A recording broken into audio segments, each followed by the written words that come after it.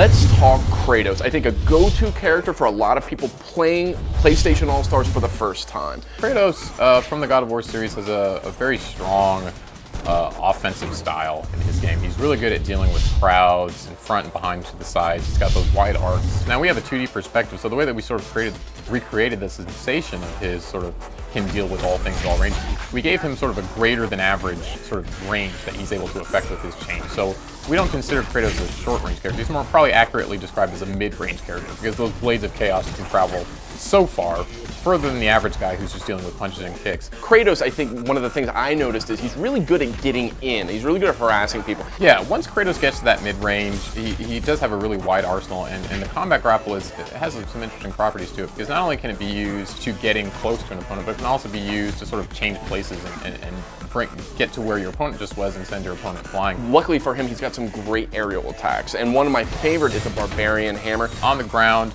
has a long wind up. It does pretty good damage when it does finally land. Another thing, he's got a counter. That's not something you see in that much in PlayStation All-Stars. He's unique in that respect. He can do it in midair or on the ground. Golden Fleece is a little more predictive oriented in PlayStation All-Stars. It's something that you use in anticipation of an oncoming attack when you're really, really sure that that attack is going to come. Pretty mobile character too. He's got these Icarus wings. Not only can you use that to push characters up in the air, juggle them, you can use it in midair. As we know, all the characters have a double jump. He's essentially got a triple jump.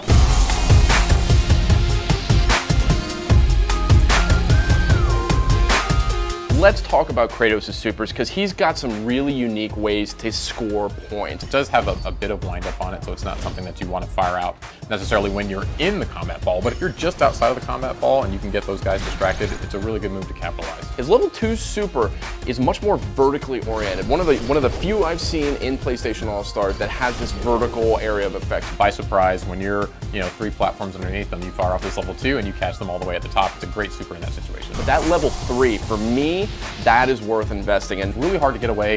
You can maybe get away on the first attack. You're not going to get away from that second attack.